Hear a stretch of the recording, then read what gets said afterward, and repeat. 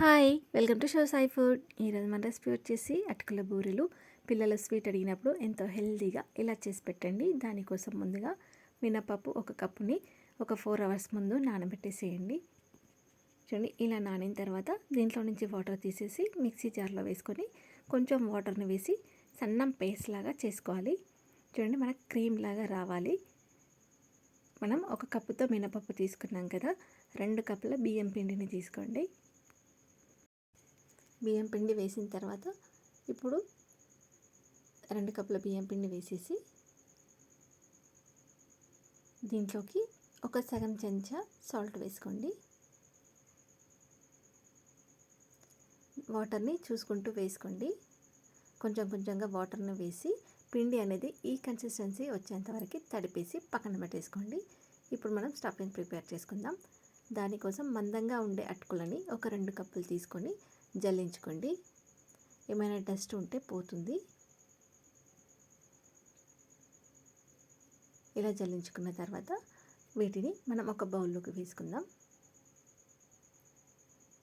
ఇలా వేసేసి దీంట్లోకి వాటర్ని వేసి వాటిని మనం నీట్గా కడిగేసుకోవాలి. అటుకులు మునిగేలా ఇలా వాటర్ని వేసి నీట్గా కడిగేసి వాటర్ని తీసేసి పక్కన పెట్టుకోండి. తర్వాత స్టవ్ పైన ఒక ప్యాన్ పెట్టేసి 1.5 కప్పు బెల్లం వేసుకోండి. 1/2 కప్పు వాటర్ వేసుకోండి.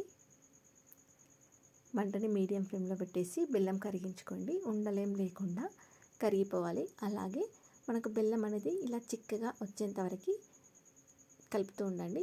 కొంచెం చిక్కగా అయిన తర్వాత సగం కప్పు కొబ్బరి పొడి, అలాగే మనం ముందుగా నానబెట్టుకున్న అటుకులు ఉన్నాయి కదా, వాటిని వేసేసి ఒక సగం చెంచా ఇలాచి పొడి, ఇవన్నిటిని మిక్స్ అయ్యేటట్టు కలిపిన తర్వాత మనకు ఈ కన్సిస్టెన్సీ అనేది దగ్గరికి వచ్చేంత వరకు ఉడికించుకోవాలి.